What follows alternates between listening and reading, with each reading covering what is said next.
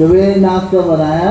అక్కడ ఉన్న సేవకురాలు वहाँ पर जो सेवक बहन थी, నాతో వచ్చిన సేవకుని కుమారునికి ఇంట్లో డైనింగ్ టేబుల్ మీద పెట్టింది. मेरे साथ में जो सेवक का लड़का तो उसको तो मेज पर बढ़िया लगाया నన్ను మాత్రం మందిరం బయట చిన్న బండ మీద కింద కూర్చోబెట్టి పెట్టింది. और मुझे बाहर चट्टान पर पत्थर पर बिठा के खाना रखा। నేను సేవకుని. मैं भी सेवक हूँ। అప్పుడప్పుడు ఇటువంటి సందర్భాలు చూసినప్పుడు जब ऐसे चीज़ों को जब मैंने देखा క్రైస్తవ్యంలో కూడా ఇదొక అంటరానితనం. तो मैंने देखा अरे ईसाई लोगों में भी ये सब होता है, छोटा बड़ा ऊंचा नीचा। అక్కడక్కడ చూస్తూ ఉంటాను. और कई बार ऐसे हम देखते हैं। కానీ ఇక్కడ విశ్వాసులైన యజమానులకు వారితో కలిసి పనిచేసేవారు వారిని పూర్ణమైన ఘనతకు పాత్రులని ఎంచాలి. और जो विश्वासी लोग हैं, मालिक लोग हैं, नौकरों के साथ में पूरे आदर के साथ उनसे व्यवहार करना चाहिए। तो క్రైస్తవంలో కూడా ఈ అంతరానితనం అనేది పాటించకూడదు. और क्रिश्चियन लोगों में ये छोटा बड़ा छुआछूत ये सब नहीं होना चाहिए। కొన్ని చోట్ల నేను చూశాను. लेकिन कई जगह मैंने देखा वो। సో అది సంఘంలో ఉండకూడదు. लेकिन मंडली में ये सब बातें नहीं होना चाहिए। ఇక్కడ అపోస్తలుడైనటువంటి పౌలు తిమోతికి నేర్పిస్తూ తిమోతికి రాస్తూ ఒక గొప్ప దైవజనునిగా ఎలాగ ఉండాలో తనకు దిశానిర్దేశం చేస్తూ రాసిన పత్రికలు. और प्रभु का दास को कैसे रहना चाहिए, कैसे व्यवहार करना चाहिए, उसका दिशा निर्देश करके ये पौलुस तिमोथियुस को चिट्ठी लिख रहा है। మొదటి తిమోతి 3:15 पहला तिमोथी 3 का 15 पद। यदि मेरे आने में देर हो तो तुम जान ले कि परमेश्वर का घर जो जीवित परमेश्वर की कलीसिया है, जो सबका खंबा है, नींव है, उसमें कैसा बर्ताव करना चाहिए। అంటే జీవం గల దేవుని సంఘంలో జనులు ఎలాగో ప్రవర్తించవలెనో అది నీకు తెలియజేయవలనని సంగతులు రాస్తున్నానని यहाँ पर लिखा है, చెప్తా ఉన్నాడు. हाँ यहाँ पर लिखा है जीवित परमेश्वर की कलीसिया में परमेश्वर के सेवक को कैसे व्यवहार करना लिखा हुआ। ఇక్కడ ఫుట్ నోట్ లో ఉంటుంది జనులు ఎలాగూ, తర్వాత ఫుట్ నోట్ ఉంటుంది నీవు ఎలాగూ అని కూడా ఫుట్ నోట్ రాయబడింది ఇక్కడ. और नीचे इनकी बाइबल में लिखा है कि लोगों को कैसा लेना है और तुमको कैसा लेना है। సో కేవలం ఒక సేవకుడు తాను బోధించవలసిన సంగతులు కేవలం సంఘానికి నాకు కాదు అనుకోకూడదు. तो जो चर्च में सेवा करते हैं, प्रभु के सेवक लोग हैं, ये उपदेश बाहर वालों के लिए नहीं, चर्च वालों के लिए, मेरे लिए भी है, सेवा करने वालों के लिए भी यही उपदेश है। ఒకసారి ఒక వ్యక్తికి మేము బాప్తిస్మం ఇస్తా ఉన్నాము. एक व्यक्ति को बपतिस्मा दे रहे थे। అంతవరకు నాకు హస్త నిక్షేపణ అనే దానికి ఒక పూర్ణమైన అర్థం నాకు తెలియదు. हाथ रखने की सेवा का अर्थ उस समय तक मुझे मालूम नहीं था। అక్కడ ఒక వ్యక్తి బాప్తిస్మం ఇచ్చాము. एक व्यक्ति को बपतिस्मा दिया, బాప్తిస్మం ఇచ్చిన తర్వాత హస్త నిక్షేపణ ప్రార్థన చేస్తా ఉన్నారు. और हाथ रखने की सेवा कर रहे थे। అక్కడ హస్త నిక్షేపణ ప్రార్థనలో ఆయన ఎలాగ ప్రార్థన చేశాడంటే उस हाथ रखने की सेवा में उसने कैसे प्रार्थना किया, ఆ వ్యక్తితో సంబోధిస్తూ ప్రార్థన చేస్తా ఉన్నాడు. उस व्यक्ति से संबंधित प्रार्थना कर रहा है। సహోదరుడా, ఇక మీదట నీవు ఒంటరివి కాదు, हे भाई अब तू अकेला नहीं है, నువ్వు సంఘం అనే దేవుని శరీరం అనే సంఘంలో మాతో కూడా అవయవానివి అన్నాడు. अब तू कलीसिया में हमारे साथ एक अंग बन गया है। ఏ పరిస్థితుల్లో కూడా నీవు ఒంటరి వాడివి కాదు అన్నాడు. अब किसी भी परिस्थिति में तू अकेला नहीं रहेगा, మేము నీతో ఉన్నాము, मैं तेरे साथ हूँ। నువ్వు సంఘంలో అంగముగా ఉన్నావు. अब तू कलीसिया में एक अंग बन गया। సో ఈ విధంగా ప్రార్థన చేస్తూ వచ్చాడు. इस तरह से प्रार्थना किया। అంటే నాకు అర్థమైంది హస్త నిక్షేపణ ప్రార్థన అంటే तब मुझे समझ में आया हाथ रखने की सेवा का क्या अर्थ है। సో తర్వాత నేను అడిగాను, तब मैंने पूछा, అప్పుడు మీరు చేసిన ప్రార్థన చాలా బాగుంది, हाँ अंकल, आपने बहुत बढ़िया प्रार्थना किया। బాప్తిస్మం ఇచ్చి సంఘంలో చేర్చుకుంటున్నాము. बपतिस्मा दे करके मंडी में मिला दिया సంఘానికి వచ్చినాక అతన్ని దూరం పెడుతున్నాం. और फिर जब मंडी में आए तो फिर आप उन्हें दूर कर दीजिए। आपने बोला आप आपसे ఇప్పటి నుంచి నువ్వు ఒంటరి కాదు అని. आपने कहा अभी तू अकेला नहीं है। జब ఓ సంఘంలోకి వచ్చినప్పుడు लेकिन जब कलीसिया में आ गए ఎవరు అతనికి సహాయం చేయరు. कोई उसको सहायता नहीं कर रहा है। ఓ అతను ఒంటరిగానే ఉంటున్నాడు. वो अकेला का अकेला ही है। కాబట్టి సంఘంలో ఇటువంటి పరిస్థితి ఉండకూడదు. लेकिन मंडी में ऐसी परिस्थिति नहीं होना चाहिए, అతను మన తోటి అవయవం. क्योंकि वो हमारे साथ में एक अंग बन गया। కాబట్టి ఇది బోధించడానికి కొంతమంది వాడుకుంటారు కానీ స్వయం అనుభవంలోకి రావు ఈ మాటలు. और कई लोग वचन तो खूब देंगे, दूसरों को सिखाएंगे, लेकिन अपने लिए वचन लागू नहीं करेंगे। నేను అతను అడిగాను, जब मैंने उससे पूछा అతను మీరు చేసిన ప్రార్థన బాగుంది కానీ అది సంఘంలో మన జీవితంలో కనబరాదు కదా అని. आपने तो बहुत अच्छा प्रार्थना किया है, लेकिन ये मंडली में दिखाई नहीं पड़ रहा है। అతను ఏమన్నాడంటే उसने क्या बोला? అది అదే ఇది हाँ? అది అదే ఇది ఇదే. वो वहाँ का वहाँ है, यहाँ का यहाँ है। ऐसा नहीं होना चाहिए। దేవుని సంఘంలో తిమోతికి పౌలు రాస్తూ जीवित कलीसिया में पौलुस तिमोथी को लिख रहा है, జనులు ఎలాగో ప్రవర్తించాలో వారికి బోధించు. लोगों को कैसे व्यवहार करना ये चीज उनको सिखाओ, నీకు కూడా ఇది నీవెలా కూడా ప్రవర్తించాలో కూడా నేర్చు. और तुझे भी कैसे व्यवहार करना तू भी सीख। అస్సాంలో మేము సేవ చేసినప్పుడు కడప నుంచి ప్రతి సంవత్సరం ఒక టీం వచ్చేది సువార్త కొరకు. मैं आसाम में सेवा करता हूँ, तो कड़प्पा से हर साल एक टीम सुषमाचार प्रचार के लिए आती है। నిజంగా అస్సాంలో 2-3 జిల్లాలు తర్వాత పక్కనున్న ఏదో ఒక రాష్ట్రాన్ని ఎంచుకునేవారు సువార్త కొరకు. और हम लोग चुनते थे 2-3 जिलों में आसाम में और 4 से 10 गांव में प्रचार करने के लिए। పక్కనున్న రాష్ట్రాన్ని కూడా ఎంచుకునేవారు, అరుణాచల్, మేఘాలయ ఇట్లా ఏదో ఒక రాష్ట్రాన్ని కూడా విజిట్ చేసేవారు. और बगल में जो स्टेट है अरुणाचल, मेघालय, वहाँ भी प्रचार के लिए जाते। అక్కడ అరుణాచల్ ప్రదేశ్లో మేము సువార్త చేయాలనుకున్నప్పుడు మాకెవరు పరిచయం లేరు అక్కడ. हाँ, जब अरुणाचल में प्रचार के लिए गया तो वहाँ कोई परिचय वाला नहीं था, जान पहचान वाला। ఒక క్రిస్టియన్ స్కూల్ ద్వారా అక్కడ మాకు ఒక పరిచయం ఏర్పడింది. और एक वहाँ पर क्रिश्चियन स्कूल था, उसके द्वारा हम लोगों को थोड़ा मदद मिला। అక్కడ ఒక తమిళియన్ పెంతెకోస్తు అనుభవంలో ఒక తమిళియన్ అక్కడికి వచ్చి वहाँ पर సేవ एक చేస్తా ఉన్నాడు. तमिल भाई था, वो सेवा कर रहा था। సో అక్కడ చర్చ్ సెక్రటరీ, మనం పెద్దలు అంటారు, వాళ్ళు సెక్రటరీని పెట్టుకున్నారు.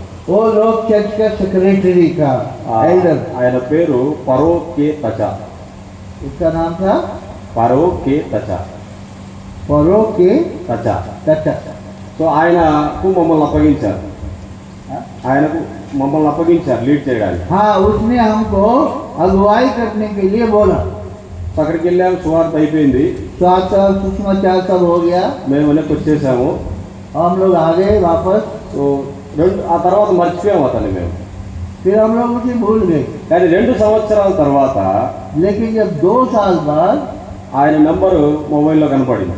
उसका नंबर जब मुझे मिला, 2 సంవత్సరాలు అయిపోయింది, ఇతను మర్చిపోయి ఒకసారి కాంటాక్ట్లో ఉన్నాడా లేదో, కాంటాక్ట్లో తను కొనసాగించుకుందామని మెసేజ్ పెట్టాను, ప్రైజ్ రావడానికి. और कितने 10 दिन बाद जब नंबर देखा, अरे हम लोग तो इसे भूल ही गए, फिर फोन में उसको मैसेज डाला, प्रेज द लॉर्ड।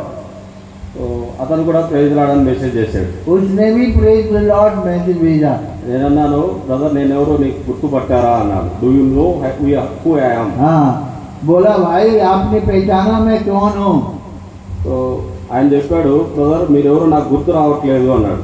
उसने कहा तुम कौन हो, हमें याद नहीं आ रहा, కానీ నువ్వెవరో నాకు తెలుసు అన్నాడు. लेकिन तू कौन है मुझे मालूम है। నాకు అర్థం కావట్లేదు. मेरी खोपड़ी घूम गई, समझ में नहीं आया। ఆయన జవాబు, నీవెవరో నాకు తెలియదు, గుర్తు రావట్లేదు, हाँ, आप कौन है नहीं मालूम है, కానీ నువ్వెవరో నాకు తెలుసు. लेकिन तू कौन है मुझे मालूम है। నేనన్నా హౌ ఇట్ ఈస్? बोला वो कैसे? मैं तुझे इसी प्रकार नहीं पहचानता, అంటే నీ ముఖ పరంగా నేను నిన్ను ఎరుగను, तेरा मुंह तो चेहरा तो मुझे याद नहीं आ रहा, కానీ నువ్వు క్రీస్తు సంఘంలో నా తోటి అవయవానివిగా నువ్వు నాకు తెలుసు అన్నాడు. लेकिन तू यीशु मसीह के साथ तुम और मैं एक साथ साथ अंग है, ये मैं जान लिया। అతని అతని అర్థం చూడండి. देखो उसका अर्थ देखिए। हाँ, ముఖపరంగా నువ్వెవరో నాకు తెలియదు. क्या चेहरे से हम एक दूसरे को ना पहचाने, ముఖపరంగా అతనిని అంటే అతని భాష వేరు, అతని జాతి వేరు, 2 సంవత్సరాల 2 దినాల సహవాసం, 2 दिन की संगति, उसकी भाषा अलग है, जाति अलग है, मंडली भी अलग है। 2 దినాల సహవాసంలో నన్ను అతను ఏ విధంగా అర్థం చేసుకున్నాడంటే 2 दिन की संगति में उसने हमें क्या समझा, క్రీస్తు శరీరం అనే సంఘంలో నా తోటి అవయవానివి అని అర్థం చేసుకున్నాడు. उसने बोला तू और मैं यीशु मसीह के शरीर में एक एक अंग हैं, ये पहचाना उसने। మనమైతే రోజు కలుసుకుంటూనే ఉంటాం, ప్రేయర్ చెప్పుకుంటూనే ఉంటాం. हम लोग तो रोज मिलते हैं, जय मसीह की भी बोलते हैं, लेकिन మనం ఒకరికొకరు సహ అవయవాలుగా అనుభవం మనకు ఉండదు. लेकिन हम लोग एक ही देह के अंग हैं, ये चीज हम अनुभव नहीं कर रहे। ఆ అంకుల్ అదే చెప్పాడు అనమాట, అది ఇది ఇదే అది. कभी उसने कहा ये ऐसा है, वो वैसा है। సో అలా ఉండకూడదు సంఘంలో. तो हम लोग मंडी में वैसे नहीं होना चाहिए। దేవుని సంఘం అనే శరీరంలో మనం తోటి అవయవాలు. परमेश्वर की शरीर में हम लोग साथी अंग हैं एक दूसरे के। ఒక చర్చిలో ఒక మందిరంలో ఒక సేవకుడు బైబిల్ స్టడీ అంతా ప్రేమ గురించి చెప్తా ఉన్నాడు. मंदिर में एक सेवक पूरा प्रेम का प्रचार कर रहा है। ఆ వచ్చి వాక్యం బైబిల్ స్టడీ చెప్తున్నప్పుడు అలా నేను గుర్తు చూస్తుండేవాడిని, ఎంతమంది కౌంటర్ చేస్తుంటారు నాకు. కౌంటర్ అంటే విమర్శ. हाँ, वो बोल तो रहा है, लेकिन कितने लोग उसका सामना कर रहे हैं। అతను ప్రేమ గురించి చెప్తా ఉంటే వాక్యం వినేదానికి బదులుగా ఇతను ప్రేమ గురించి చెప్తున్నాడా, వీళ్ళలో ప్రేమ ఉందా, మేము ఇప్పుడు వీళ్ళలో ప్రేమ చూడలేదే, సో వాక్యం వినడానికి బదులుగా ఇటువంటి కామెంట్స్ చేస్తూ ఉంటారు అన్నమాట. प्रेम के बारे में खूब प्रचार करते हैं, सुन रहे हैं सब लोग, अपने आप में घर्षण चलता है। ये बोल रहा है कि इसमें प्रेम है, क्या ये वास्तव में प्रेम कर रहा है, ये चलता है कि नहीं? जो हम प्रचार करते हैं सोचते जो बोल रहा है खुद करता है कि नहीं? జీవంగల దేవుని సంఘంలో इसलिए जीवित प्रभु की कलीसिया में జనులకు ఎలాగ బోధించవలెనో कैसे लोगों को सिखाना है, మనం కూడా బోధించుకోవాలి. इसलिए हम अपने आप को पहले सिखाना चाहिए। సో సంఘంలో ఇది చాలా ప్రాముఖ్యమైనటువంటి విషయం. और ये मंडी में बहुत मुख्य बात है। సో ఆ సందర్భంలో తిమోతిని నిర్దోషిస్తూ పౌలు రాస్తా ఉన్నాడు. और इसके विषय में तिमोथी को पौलुस लिख रहा है। ఇక్కడ 3 నుంచి 6 వచనాల వరకు దుర్బోధన విషయమై రాయబడింది.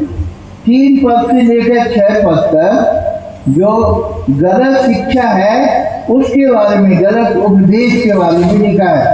మరి దేవుని వాక్యం విషయమైనటువంటి దుర్బోధన లోకంలో ఉన్నాయి. परमेश्वर के वचन के साथ साथ और गलत उपदेश भी दुनिया में है। खास करके సంఘాలలో ఉన్న దుర్బోధన ఏంటంటే मंडी में बुरा उपदेश क्या है? దుర్బోధ. సంఘాలలో गलत उपदेश। సంఘాలలో ఉన్న దుర్బోధ, कलीसिया में गलत उपदेश, సేవకునికి విరోధంగా సంఘస్థులను రెచ్చగొట్టడం, सेवक के विरोध में मंडी के लोग, मंडी के लोगों को सेवक की खिलाफ उकसाना। हाँ, मंडी में मंडी के लोगों को प्रभु के दास सेवक के विरोध में उकसाना, చూస్తూ వచ్చారు. ये मैं देखकर आया हूँ। సంఘాల్లో ఉన్న అతి భయంకరమైన దుర్బోధ ఏంటంటే ये मंडी में सबसे गलत शिक्षा यही चल रही है। దేవుని సంఘంలో ప్రేమ కలిగి ఒకరినొకరు నడుచుకోవాలి, प्रेम करके एक दूसरे के साथ चलने की बजाय కానీ సంఘంలో ద్వేషం అనే దుర్బోధ నేర్పిస్తా ఉన్నారు. लेकिन द्वेष करना, घृणा करना, ये शिक्षा चल रही है। ये చాలా ఇది భయంకరమైనటువంటి దుర్బోధ. ये बहुत गलत उपदेश है। కాబట్టి నాకు అవకాశం రాకపోతే, సంఘంలో నాకు అవకాశం లేకుంటే अगर मुझे मौका ना मिले ఇతరులు రెచ్చగొడతా ఉంటాను అన్నమాట. तो इसको भी मौका नहीं मिलना चाहिए। ఆకి సేవకుడికి మధ్య వైరం పెరుగుతుంది. और सेवक के विरोध में ये दुश्मनी बढ़ रहा है। ఇటువంటి దుర్బోధలు సంఘాల్లో మనం చూస్తా ఉన్నాం.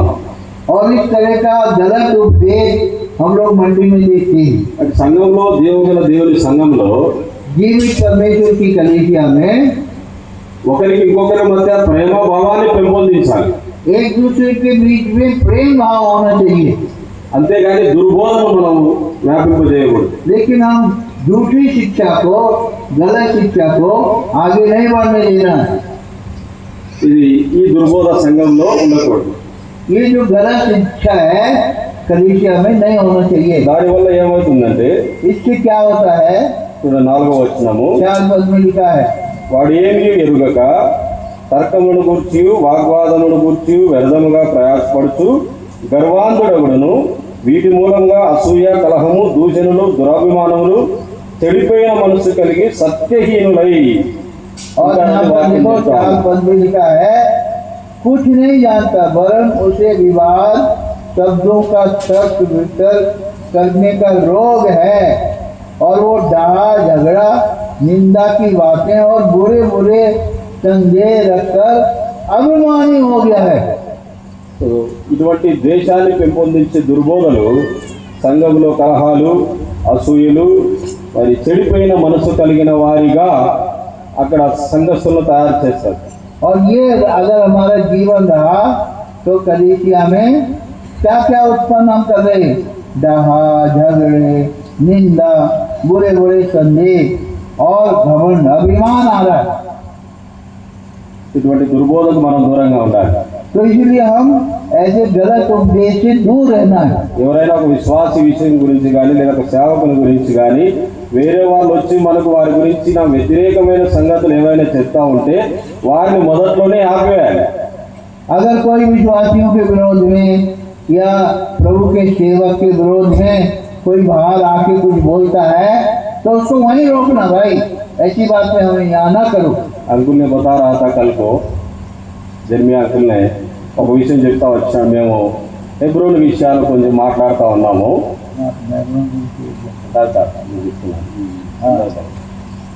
అంటే దాని గురించినటువంటి సంగతులు మాట్లాడుతూ ఉంటే అంకుల్ అన్నారు, మనం మన విషయమై చెడు వ్యాపించుకున్నట్టే ఉంటుంది ఒకరి గురించినటువంటి వ్యతిరేక విషయాలు మాట్లాడితే। సో అది నాకు చాలా మనసుకు తగిలింది।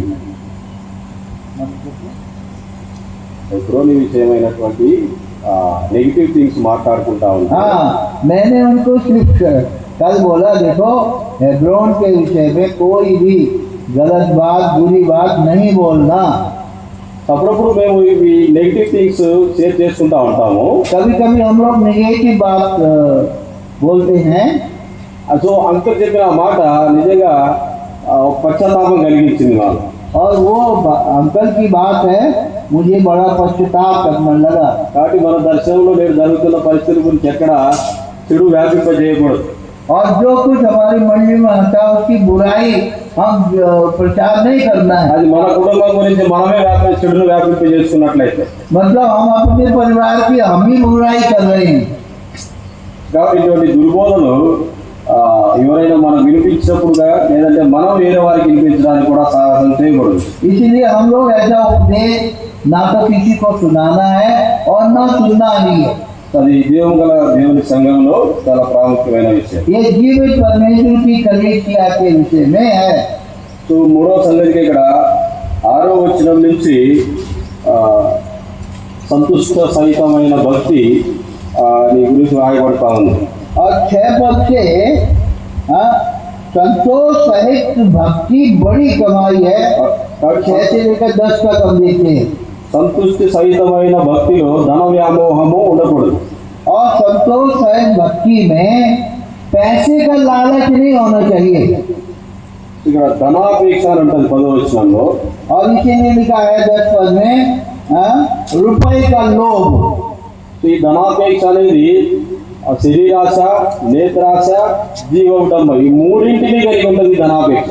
और ये बुराई है, उसमें जो धन की आशा करते उसमें आंखों की अभिलाषा, शरीर की अभिलाषा और जीविका का घमंड, సో ఇది లోకం, ये संसार है। ఈ ధనాపేక్షలో అంతా కూడా లోకమే। और ये जो रुपए का लालच है, इसमें सब संसारिकता है। కాబట్టి ఈ ధనాపేక్ష అనేది లోకాశను కలిగి ఉంటుంది. और ये जो धन का लोभ है उसमें संसारिक लालसाएं बनी रहती हैं। శరీరాశ ఉంది, शरीर की आशा है, నేత్రాశ ఉంది, आंखों की अभिलाषा है, और జీవ గంభం కూడా ఉంది. और जीविका का घमंड भी है। కాబట్టి ధనాపేక్ష అనేది ఈనాడు సంఘాల్లో చాలా సంఘానికి నష్టం కలిగిస్తా ఉంది. और ये रुपए का लोभ है कलीसिया में बहुत नुकसान ला रहा है। కాబట్టి సంఘంలో ఎవరైనా ధనవంతులు ఉన్నట్లయితే, अगर कलीसिया में कोई धनी है, అతడు ఆ ధనమును సంతుష్ట సహితమైన భక్తికి వాడుకోనకుండా उस पैसे को तृप्ति के साथ इस्तेमाल करने की बजाय 17వ వచనం 17 पद में इस संसार के धनवानों को आज्ञा दे कि अभिमानी न हो और चंचल धन पर आशा न रखें, परंतु परमेश्वर जो हमारे सुख के लिए सब कुछ बहुताई से है। 18వ వచనం 18, 19 కూడా ఉన్నాయి. అంటే ఆ ధనాన్ని మనం ఏ విధంగా ఉపయోగించాలి అని उस రాయబడింది. पैसे को हम लोग कैसे इस्तेमाल करना है 18 और 20 में भी लिखा है, भलाई करें, भले कामों में धनी बने और उदार और सहायता देने में तत्पर हो और आगे के लिए एक अच्छी नींव रखें और सत्य जीवन को वश में कर लें। అటు ఇహమందు ధనవంతులైన వారు इस संसार के धनवान लोग సంఘంలో जो कलीसिया में हैं, వారు తమ ధనమును బట్టి గర్వించక अपने पैसे पर घमंड ना करें దాని సత్క్రియలనే ధనముగా వాడాలి. और यहाँ पर लिखा है भलाई करते हुए भले कामों में धनी बनना है, సో కన్వర్ట్ उसको एक्सचेंज करना, ఈ లోక बदलना। ధనాన్ని इस संसार का धन సత్క్రియలనే ధనముగా మార్చుకోవాలి. हाँ भले कामों में धनी बनने बदल लेना है। సో దానివల్ల సంఘానికి క్షేమము, మనకు క్షేమము, దేవునికి మహిమ. और इसके द्वारा मंडली की कलीसिया की भलाई है, हमारी भलाई है और प्रभु की कलीसिया की उन्नति भी है। దాని సత్క్రియలనే ధనం ఏంటి?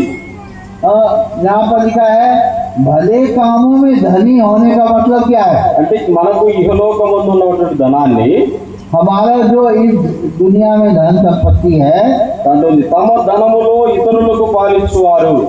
और लिखा है उससे दूसरों की सहायता करने में तत्पर रहना है। ఈ విషయంలో మనం ఔదార్యం గలవారుగా ఉండాలి.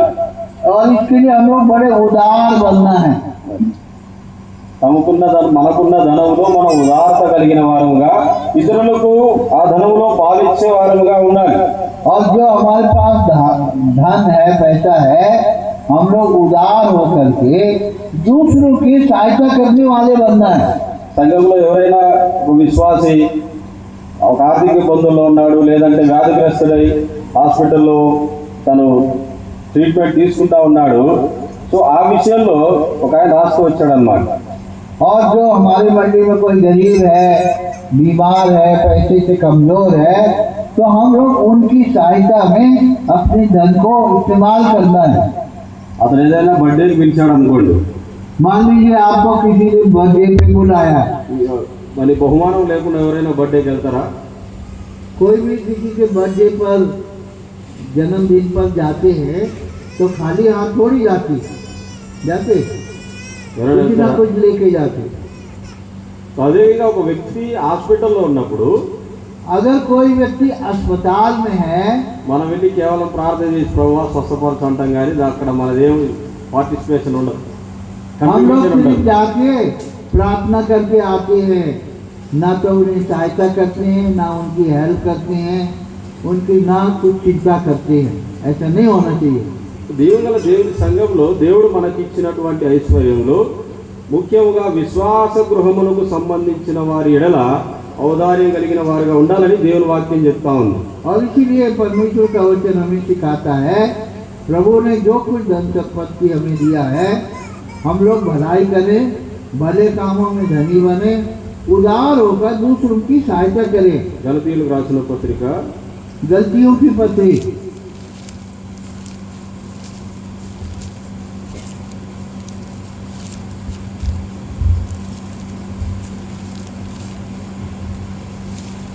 ఆరో అధ్యాయము 2వ వచనము 10వ వచనం కూడా చదవండి.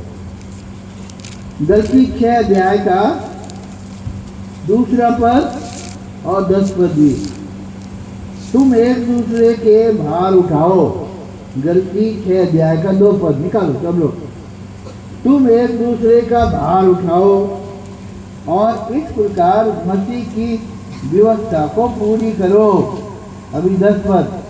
जहाँ तक अवसर मिले हम सबके साथ भलाई करें, विशेष करके विश्वासी भाइयों के साथ। కాబట్టి మనకు సమయము దొరికిన కొలది లేదా దేవుడు ఇచ్చిన కొలది విశేషంగా అందరి ఎడల కలిగి ఉండాలి. విశేషంగా విశ్వాస గృహములకు చేరిన వారి ఎడల కలిగి ఉండాలి. तो जो कुछ हमें प्रभु परमेश्वर ने दिया है, पहला तिमोथी 6 गलतियों का 6 अध्याय 10 पद। इसलिए जहाँ तक अवसर मिले सबके साथ भलाई करें और विशेषकर विश्वासी भाइयों के साथ। ప్రార్థన సహాయం అందరం చేస్తాం, ఎందుకంటే అది ఫ్రీగా చేసేది కాబట్టి. प्रार्थना की सहायता सब लोग हम लोग करते हैं, काहे को उसमें खर्चे ही नहीं लगता है, फ्री में। కానీ అతని యొక్క అక్కరలో, అతని యొక్క అవసరతలలో దేవుడు మనకి ఇచ్చిన కొలది మన చేయి చాచడం అనేది దేవుని సంఘములో ప్రేమను ఐక్యతను పెంపొందిస్తారు. अगर वास्तव में हम प्रार्थना करते हैं तो परमेश्वर हमारे मन को खोलता है, उसकी सहायता करने के लिए, उसके साथ भलाई करने के लिए, हाथ मुट्ठी खोलने के लिए भी प्रभु अगर जरूर करेगा, अगर सच में प्यार से उसके लिए प्रार्थना करते हैं। ఇది కేవలం విశ్వాసులే కాదు, खाली विश्वासी नहीं, సంఘం విడల సేవకుడు కూడా ఇటువంటి భారం కలిగి ఉండాలి. और कलीसिया के जो सेवक लोग हैं उनको भी ऐसा होना है। వాళ్ళ అంకుల్ फास्टिंग प्रेयर में बता रहा था ये विषय में. फास्टिंग प्रेयर में बता रहे थे, అంకుల్ యొక్క అనుభవం చెప్తా వచ్చినాడు. ఒక పేదవారి ఎడల తను ఎలాగ వారితో కలిసిపోయి ఐక్యతతో దేవుని ప్రేమను వారి ఎడల పంచుకుంటూ వచ్చినాడో అవన్నీ ఉన్నప్పుడు నిజంగా అది మనలో చాలా, అంటే ఆ త్రాసులో మనల్ని కూర్చున్నప్పుడు ఆ విషయంలో చాలా తక్కువగా కనపడుతున్నాం.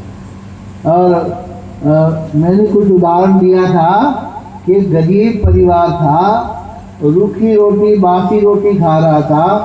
मैं गया, वो उसके साथ में मैं भी उसी की थाली में वही रोटी खाने लगा, तो वो आदमी इतना प्रेम करने लगा कि इतना प्रेम मुझे कोई नहीं किया। एक उदाहरण भाई ने दिया था। కాబట్టి ఈ విషయంలో మనల్ని కూర్చున్నప్పుడు जब हम इस विषय में अपने आप को तौलते हैं చాలా తక్కువగా కనబడుతున్నాం మనం. तो हम लोग बहुत हल्के पाए जाते हैं। సేవకులు అంటే మనం కేవలం ఆశించే వారం తీసుకునే వారంగా కాదు, కానీ हम लोग सेवक लोग खाली लेने वाले नहीं बनना है, దేనే వాళ్ళు ఇచ్చే వారిలో మనమే ప్రధానంగా ఉండాలి. और देने वालों में भी हम प्रथम होना है। అప్పుడు మన ఎడల కూడా విశ్వాసులు మంచి అభిప్రాయం కలిగి ఉంటారు. तब सेवक लोग भी हमारे विषय में अच्छा भाव रखते हैं। ఒక సేవకుడు అన్నా మేము ఇంటికి వస్తున్నాం అంటే అతడు సేవకుడు రావడం విషయమే ఆలోచించకూడదు, ఈయన వస్తే గిఫ్ట్ ఇవ్వాలనేమో అని. अगर कोई सेवक किसी के घर जाता है तो उसके मन में ये नहीं होगा अरे गिफ्ट भी देना पड़ेगा, ऐसा नहीं सोचना चाहिए। కొంతమంది విశ్వాసులు ఉంటారు అట్లా. ऐसा कई लोग विश्वासी लोग, సేవకుడు ఫోన్ చేసి అన్నా మీ ఇంటికి వస్తున్నాను ప్రార్థన చేయడానికంటే अगर सेवक ने फोन किया भाई आपके घर आ रहे प्रार्थना करने के लिए, అదే సేవకుడు వస్తే గిఫ్ట్ ఇవ్వాలా, और सोचने लगा कि अरे सेवक आ रहा तो गिफ्ट देना है, అందుకే అన్న ఈరోజు రావద్దు నేను వేరే పని ఏదో ఉన్నా. तो बोलते आज नहीं आना, दूसरे टाइम में आना बोलते हैं। ఒక సేవకు నేను ఎరుగును, इसलिए हमारे कानपुर में कोई विश्वासी कभी भी सेवक को गिफ्ट देते ही नहीं। तुम आओ तो नहीं देगा, जाओ तो भी नहीं देगा, बर्थडे होगा तो भी नहीं देगा, शादी का दिन होगा तो भी कोई नहीं देता। कानपुर में ఒక సేవకు నేను ఎరుగుదలో एक सेवक को मैं जानता हूँ, ఆయనతో పాటు విజిటింగ్ వెళ్ళేవాడిని. उसके साथ जब मैं जा रहा था ఆయన ఎవరు मीटिंग में, ఉద్యోగ స్త్రీలకు కొంచెం ధనవంతులకు వెళ్ళలేడు. और वो धनी लोगों के घर और जो नौकरी वालों के घर जाता ही नहीं था। ఎవరైతే సంఘంలో పేదవారుగా ఉంటారో और जो मंडी में गरीब लोग होते थे వారి ఇంటికి వెళ్ళేవాడు. उनके ही घर जाता था, నేను కూడా అతనితో వెళ్ళేవాడిని. मैं भी उसके साथ जाता था। పాపం పేదవారైన సేవకుడు వచ్చాడు కదా అన్న ఎత్తుగా వాళ్ళు ఏదో కొంత గిఫ్ట్ ఇస్తారు. और जो गरीब लोग आके अरे सेवक आया तो वो कम छोटा सा गिफ्ट देते, ఆయన వారిని వద్దనడు, और पर वो उनको मना नहीं करता था, తీసుకుంటాడు. ले लेता था కానీ వారి కొరకు ఈయన ఒక కవర్ పెట్టుకోండి और उनके लिए एक और कवर रखता था, वो సేవకుని. खाली कवर सेवक। అంటే వారి కొరకు ఇవ్వడానికి తను కూడా ఒక కవర్ సిద్ధం చేసుకుని వెళ్తారు వాళ్ళ ఇంటికి. तो उनके घर जाने से पहले वो भी कुछ कवर में रख करके उनको देना है जाता था।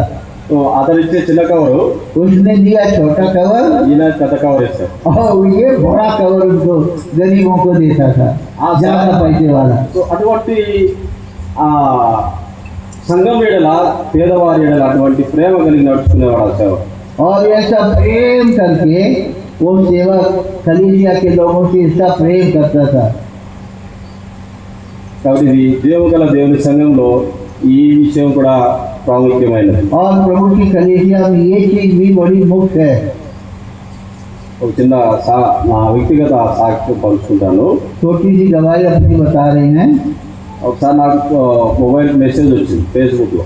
और एक बार मोबाइल में मैसेज आया, ఒక సేవకుడు, ఇండిపెండెంట్ సేవకుడు, एक सेवक था, తన భార్య బాగలేదు, उसकी पत्नी की तबीयत ठीक नहीं था, ఇట్లా గాల్ బ్లాడర్ సమస్య, गॉल ब्लैडर से హాస్పిటల్లో చేర్చుకున్నాడు. हॉस्पिटल में उसको ఇండిపెండెంట్ గా సేవ చేస్తా ఉన్నాడు. और हॉस्पिटल में ले गया और वो सेवा इंडिपेंडेंट सेवा कर रहा था। ఆయన ఒక ప్రేయర్ రిక్వెస్ట్ ఇచ్చాడు, తన భార్య హాస్పిటల్లో ఉంది, उसने रिक्वेस्ट डाला, मेरी पत्नी अस्पताल में प्रार्थना करिए। సో నాకు ఎందుకు వెంటనే ప్రేరేపణ వచ్చానా, మీ గూగుల్ పే నెంబర్ పంపండి అన్నా. तो मैंने तुरंत उसको फोन किया, भाई आपके पास गूगल पे नंबर है तो मुझे भेज दो। వెంటనే పంపించాడు. उसने भेजा। ఆ తర్వాత నాకేం ఆలోచన వచ్చిందంటే, तब मेरे मन में क्या विचार आया, ఇది జెన్యునా కాదా. ये सही है कि गलत है। ఇంకొక రెండో ఆలోచన, फिर मैंने सोचा ఇతను మన సేవకుడు అంటే మన సహవాస సేవకుడు కాదు కదా, ये हमारी संगति का सेवक नहीं है, ఇతనికి మనం ఎందుకు చేయాలా. तो हम लोग क्यों देना। ఆ విధంగా 2 రోజులు గడిచిపోయింది. 2 दिन हो गया ये सोचते, కానీ 2వ దినం తర్వాత దేవుడు ఎందుకు ఆ విషయమే నన్ను చాలా ప్రేరేపణ చేస్తా వచ్చినాడు. लेकिन प्रभु हमें बहुत ज्यादा उसके बारे में बोल दे रहा था। గూగుల్ పే నంబర్ అని తీసుకున్నావు, नंबर भी तूने ले लिया, అతను ఆశ ఎదురు చూస్తా ఉంటాడు. अब तू देख रहा इधर उधर, वो भी आशा से देख रहा है, నువ్వైతే ఇటువంటి ఆలోచనలతో ఉన్నావు. और तू 2 विचारों में पड़ गया, సో भेजू की ना भेजू, भेजू की ना भेजू। ఎందుకు వేయాలి, అతను మన సంఘస్థుడు కాదు, మన సేవకుడు కాదు, हमारा साथी सेवक नहीं है, जो उसकी मंडी का है, क्यों देना। కానీ దేవుడు ఎంతో ప్రేరేపణ ఒత్తిడి వచ్చింది. लेकिन प्रभु ने हमें बोध दिया। సో ఆ రాత్రి నేను అతనికి దేవుడు నాకు ఇచ్చిన దాంట్లో పంపించాను. और प्रभु के लिए मैंने उसको जो कुछ भेजा, ఇది నా అంటే గొప్పదనం గురించి చెప్పుకోవడం కాదు, अपनी बड़ाई मांगने के लिए नहीं, ఈ విషయంలో దేవుడు అతని జీవితంలో చేసిన కార్యం. और उसके द्वारा प्रभु ने उसके जीवन में काम किया। ఆ రాత్రి నేను అతనికి పంపించాను. जब रात में उसको भेजा తెల్లవారి తను ఫోన్ చేశాడు, और सवेरे उसने फोन किया, అన్నా మీరు పంపించిన కానుక చిన్నదే, आपने जो भेजा दान वो बहुत थोड़ा ही है, అని నాలో ఎంత విశ్వాసాన్ని పెంపొందించిందంటే, लेकिन इससे मेरा विश्वास बहुत बढ़ गया। అప్పటికి 3 దినాలు అయింది తన హాస్పిటల్లో చేర్చుకొని. 3 दिन हो गए अस्पताल में, హాస్పిటల్ వాళ్ళు అడ్వాన్స్ అడుగుతా ఉన్నారు. और हॉस्पिटल में एडवांस पूछ रहे हैं। నా దగ్గర ఉన్నదంతా ఇచ్చేసాను. मेरे पास दो थे और मैंने दे दिया। ఇంకా మెడిసిన్ కొనడానికి కూడా డబ్బులు లేవు. अभी दवाई खरीदने के लिए पैसा नहीं। ఆ టైంలో నాకెవరు సహాయం రాలేదు. मुझे कहीं से मदद नहीं मिली, సో నేను దేవుని సేవిస్తా ఉన్నాను, मैं प्रभु की सेवा कर रहा हूँ నేను నాకున్నదంతా విడిచిపెట్టి और मेरा सब कुछ छोड़ करके प्रभु की सेवा में आया, ఈ స్థితిలో నన్ను ఎవరు ఆదుకునేవారు లేరు. और इस स्थिति में कोई हमें संभालने वाला नहीं। 3 దినాల నుంచి ప్రార్థన చేస్తా ఉన్నాను, 3 दिन से तो रोज प्रार्थना कर रहा, దేవుడు కూడా ఎందుకు స్పందించట్లేదు? और प्रभु भी कोई सहायता नहीं कर रहा। ఈ పరిస్థితుల్లో నేను సేవలు ఎలా కొనసాగాలి? अब ऐसी परिस्थिति में मैं सेवा कैसे करूं? మళ్ళా వెళ్ళి నా వ్యాపారం చేసుకోవడం మంచిది కదా, और फिर वापस जाके अपना काम करें तो अच्छा है, దాంట్లో నేను డబ్బులు సంపాదించుకోవచ్చు, हम काम करके पैसा कमा सकते हैं। ఈ విధమైనటువంటి ఒత్తిడి నేను కలిగి ఉన్నాను కదా. और ऐसी मुसीबत में काय मोल लेना, ఈ రాత్రి దేవుడి సహాయం నాకు అందకపోతే अगर आज रात ये प्रभु की ओर से सहायता आपकी तरफ से ना मिलती నేను సేవలో కొనసాగను. तो मैं सेवा करना ही छोड़ देता। అటువంటి నిర్ణయంతో ఉన్నాడంట రాత్రి. उस रात्रि ऐसी निर्णय में था, అప్పుడు దేవుడు అతనికి సహాయం పంపించాడు. प्रभु ने उसको सहायता भेजा। అన్న మీ సహాయము हाँ నాకు అక్కరంతా తీర్చకపోయినా हे भाई, आपकी जो सहायता है इससे मेरी पूरी कमी घटी तो पूरी नहीं हुई, ఆయన సేవలో కొనసాగే కావాల్సిన విశ్వాసం ఇచ్చింది. लेकिन प्रभु की सेवा करते रहने के लिए मेरे अंदर विश्वास आ गया। కాబట్టి ఇటువంటి ఔదార్యత సంఘంలో ప్రాముఖ్యంగా సేవకులమైన మనం కలిగి ఉండాలి. और इस तरह की उदारता, अच्छा मन सेवक लोगों को कलीसिया में होना चाहिए। కాబట్టి సేవకులుగా విశ్వాసులుగా ధనాపేక్ష ఉండకూడదు. और हमको पैसे का लालच या पैसे का लोभ नहीं होना चाहिए। వాక్యం రాయబడినట్టుగా యెషయా 52:11 और जो ईसाया 52:11 में लिखा है, సేవోపకరణములను మోయువారులారా అని ఉంటుంది తెలుగులో. लिखा है यहोवा के पात्रों को ढोने वालों। ఇక్కడ పాత్ర అని హిందీలో ఉంది, ఇంగ్లీష్లో కూడా పాత్రలోనే ఉంటుంది, కానీ తెలుగులో సేవోపకరణములు రాయబడి ఉంది. हिंदी इंग्लिश में तो पात्र है, पर तेलुगु में लिखा सेवा उपकरण लोग करने वाले। సేవా ఉపకరణములను మోయువారులారా, सेवा उपकरण को ढोने वाले लोग।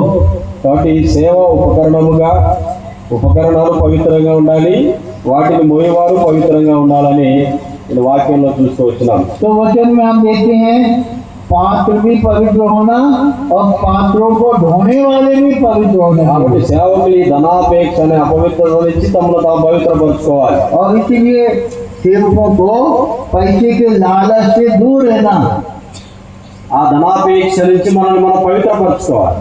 ये धन की अभिलाषा से हम अपने आप को पवित्र करना। ఈ ధనాపేక్ష నుంచి ఎప్పుడైతే మనం పవిత్రపరచుకుంటామో, जब हम पैसे के लालच से अपने आप को पवित्र करते हैं, అప్పుడే మనం మేలు చేయవారముగా, तभी हम दूसरों के लिए भलाई के कारण అప్పుడే बनते हैं। మనం సత్క్రియలను ధనం కలిగిన వారముగా, और तभी हम भले काम करने वाले बनते हैं। అప్పుడే తమ ధనములో ఇతరులకు పాలిచ్చే వారముగా అవుతాం.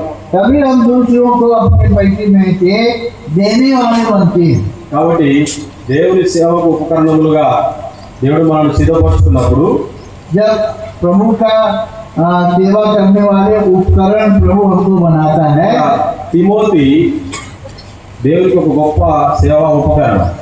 तो तिमोथी है प्रभु की सेवा के लिए बहुत बड़ा उपकरण बन गया।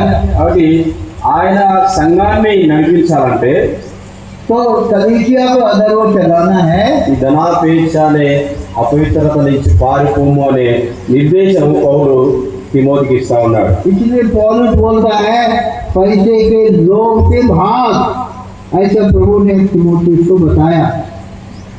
కాబట్టి తన సంఘానికి బోధిస్తా ఉన్నాడు, ये कलीसिया को सिखा रहा है అది తనకు తానుగా కూడా బోధించుకుంటా ఉన్నాడు. और अपने आप को भी सिखा रहा है। కాబట్టి యెహోవా సేవోపకరణములు మోయేవారులారా, इसलिए यहोवा के पात्रों को ढूंढने वाले लोगों, अपने आप को पवित्र करो. संसार में पवित्र होगा जिसको। కాబట్టి ధనాపేక్ష అనే అపవిత్రత నుంచి మనల్ని మనం పవిత్రపరచుకొని దేవుని సంఘములో, దేవుని సంఘములో దేవునికి సేవా ఉపకరణముగా మనం ఉందము కాక. और प्रभु करे कि हम पैसे के लालच में ना पड़ करके प्रभु की सेवा के लिए पात्रों को ढोने वाले उपकरण हम लोग बनना है। అటు సంఘములో ऐसी मंडी में ప్రేమ అనే ధనం ఉంటుంది, प्रेम नाम का धन रहता है క్షమ అనే ధనం ఉంటది, और क्षमा का धन रहता है సమాధానం అనే ధనం ఉంటది, और शांति का भी धन रहता है ఐక్యత అనే ధనం ఉంటది. और एकता रूपी धन भी रहता है ఇదే సత్క్రియలు అనే ధనం. और यही सद्गुण है। అంటే మనకి ఇహలోకమందు ఉన్నటువంటి ధనాన్ని हम लोग इस दुनिया के धन को సత్క్రియలైన ధనంగా మార్చుకోవాలి. वो भलाई कामों में हम लोग बदल सकते हैं। ఈ విధమైనటువంటి ప్రేమను, इस तरह का प्रेम ఈ విధమైనటువంటి క్షమా గుణమును, और ये क्षमा करने वाला गुण, ఔదార్య గుణమును, उदारता का गुण అయి సమాధానం అనే ధనమును, और शांति का धन ఐక్యత అనే ధనమును, और एकता का धन हमें मिलता है। ఇటువంటి సత్క్రియల ధనం కలిగి ఉన్నప్పుడు जब हम ऐसे भले कामों को रखते हैं, భలే भले कामों के धन को रखते हैं, అక్కడ సంఘం నిజంగా జీవం కలిగిగా ఉంటది, तब कलीसिया जीवित रहती है। సంఘంలో క్షేమం ఉంటది, मंडी में शांति रहती है క్షేమాభివృద్ధి ఉంటది. और भलाई भी रहती है। అపోస్తల కార్యం 9:30 చాలా ఇష్టమైన వచ్చి प्रेरितों के काम 9 अध्याय 31 30। प्रेरितों के काम 9 अध्याय का 30 पद 31 31 అందరం కలిసి చదువుకుందాము.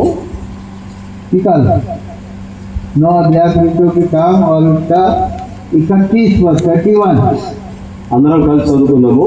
सब लोग मिलकर के पढ़ने के लिए बोल, सब लोग मिलकर के కావున యూదయ గలిలయ సమరయ దేశములంతటా సంఘము క్షేమాభివృద్ధి నందుచు సమాధానం కలిగి ఉండెను, మరియు ప్రభువునందు భయమును పరిశుద్ధాత్మ ఆదరణ కలిగి నడుచుకొనుచు విస్తరించుచుండెను. की जाती थी।